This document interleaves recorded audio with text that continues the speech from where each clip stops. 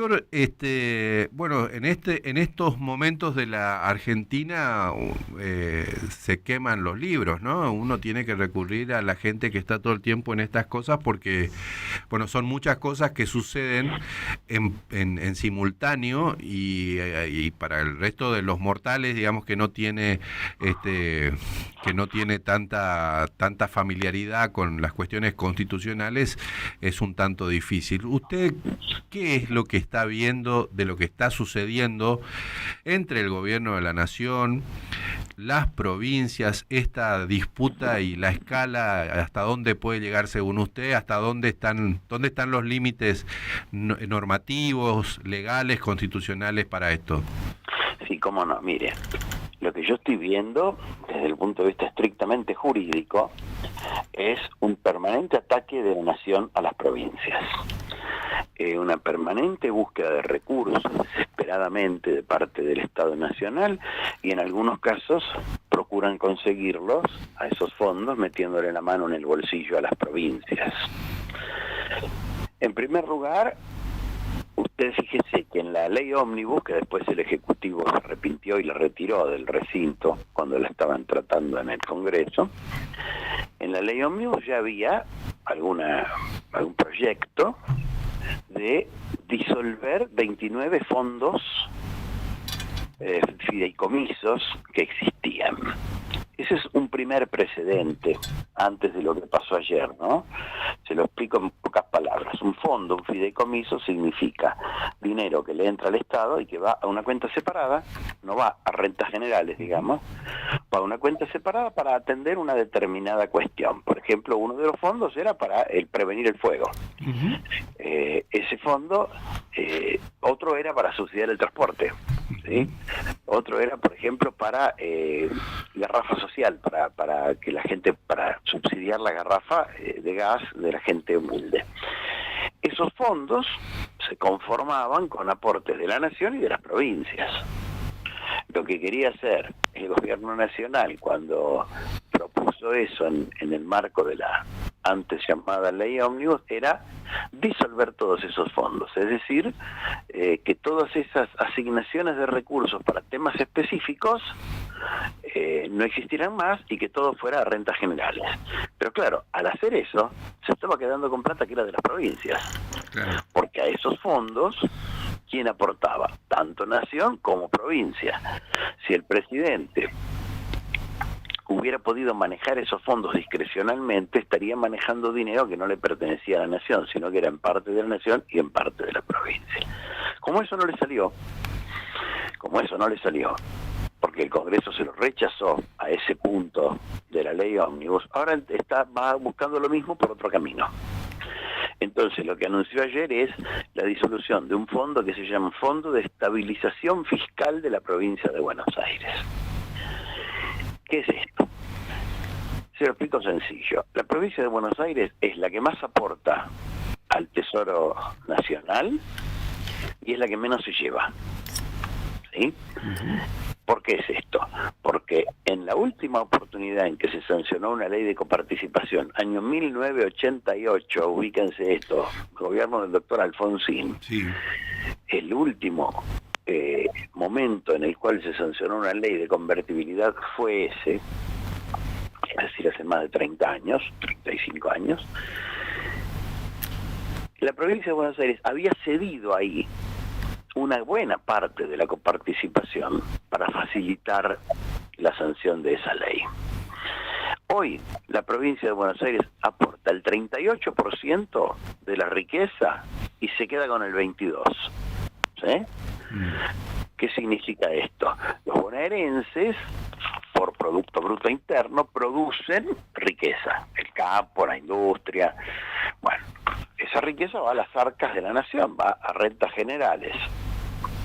Eso que aporta a Buenos Aires es el 28. Ahora, cuando toca el momento de repartir eso, a Buenos Aires le llega el 22 nada más, porque es lo que dice la ley de coparticipación, 22. Estoy haciendo números redondos, sí, ¿no? Sí, está bien.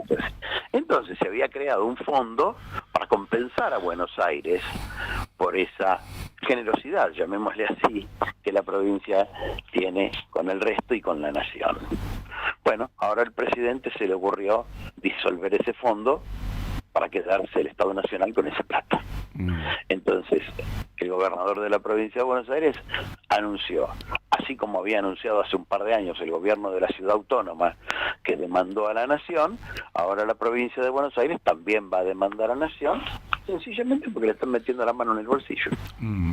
Eso también un poco lo que denuncia Ignacio Torres, digamos, ¿no? En proporción lo que produce la provincia y en proporción lo que llega por participación, pero bueno, esa es una existe también todo este andamiaje normativo porque somos un país, digamos, un país federal, por lo menos pretendidamente, y que necesitamos compensar, porque nosotros, por ejemplo, vivimos no en el centro, no en la Patagonia, vivimos en el norte, donde concentramos el 30% del territorio, donde concentramos más o menos el mismo porcentaje de población y también recibimos mucho menos, producimos en condiciones favorables, lejos de los puertos, etcétera, y lo que demandamos históricamente es tener competitividad para poder desarrollarnos también, y bueno, por eso estamos donde estamos, ¿no? Y eso todo está como en discusión.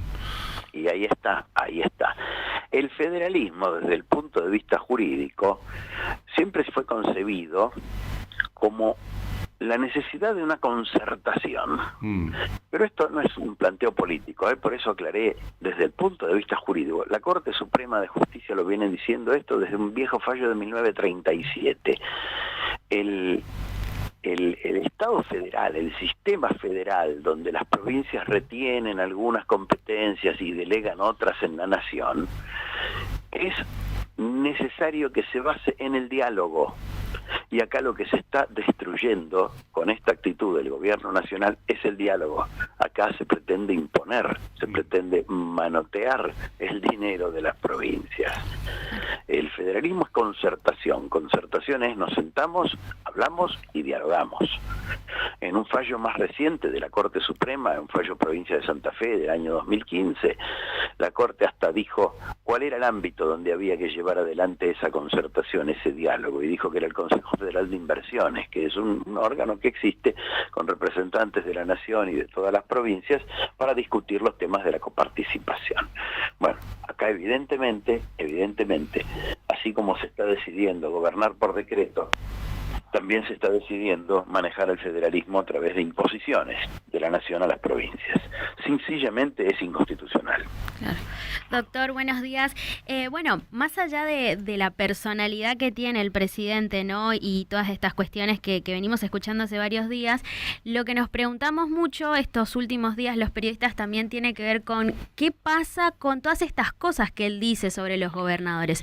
¿Usted evalúa que ellos puedan ir a la justicia? Digo, ayer se salieron algunos memes en los que les pone me gusta al presidente vinculados a la cuestión del síndrome de Down. Bueno, las palabras, los términos, acá en Corrientes se dedicó a defenestrar a los legisladores. ¿Cómo evalúa usted esta situación y hasta dónde también? Porque hay mucho del límite de la libertad de expresión también que se pone en juego, ¿no? Mire, más allá de la personalidad del presidente están las normas. Primero están las normas, después están las personas.